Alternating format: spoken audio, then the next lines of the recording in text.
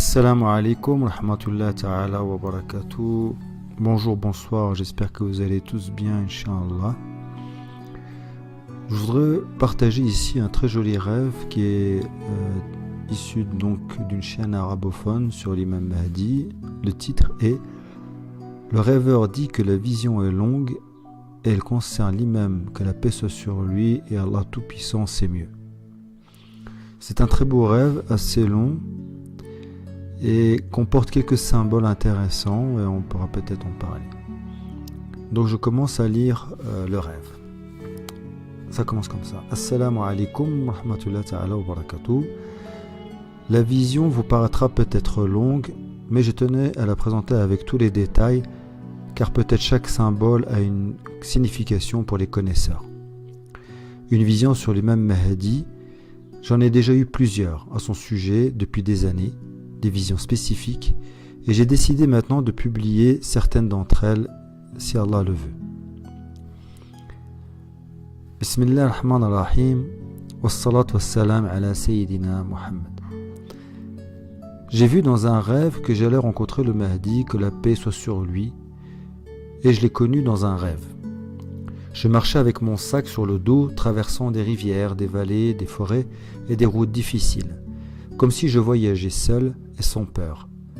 Gloire à Dieu, jusqu'à ce que j'atteigne un endroit derrière une colline, et je le trouvais assis sur une chaise, regardant l'horizon devant lui, comme s'il attendait quelque chose.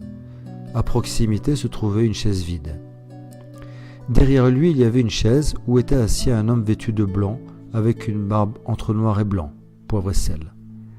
Alors je me suis approché d'El Mahdi par derrière.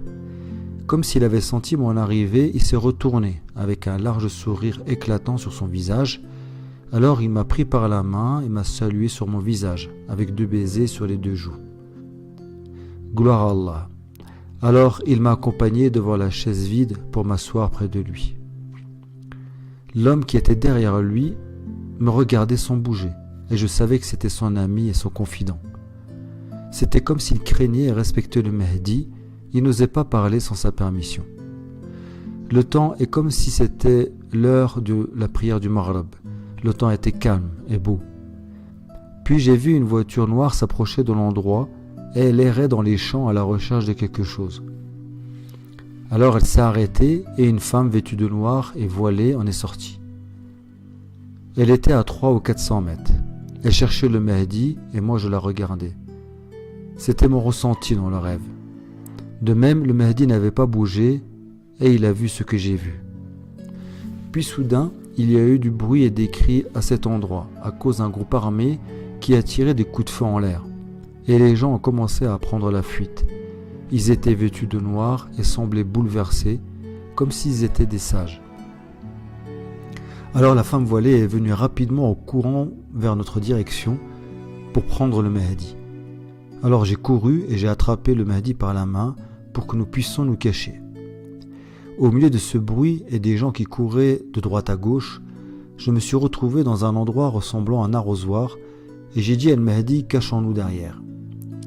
C'était un petit mur avec une conduite d'eau au milieu. Quand j'ai regardé à nouveau le Mahdi pour le surveiller, c'était comme si le Mahdi et son unité étaient devenus plus jeunes. Il m'a semblé que c'était un petit enfant d'une dizaine d'années et j'avais l'impression à ce moment-là qu'il était mon fils et que j'étais sa mère. Il y avait de la peur dans ses yeux. Je lui ai dit alors que je lui tenais encore la main, je lui ai dit de ne pas bouger d'ici jusqu'à ce que nous allions ensemble à la Kaaba. Voilà, fin du rêve. Très très beau rêve. Alhamdulillah Rabbil Alamin. Continuez à nous écrire à l'adresse qui circule en bas à droite. Wassalamu alaikum wa rahmatullahi ta'ala wa barakatuh.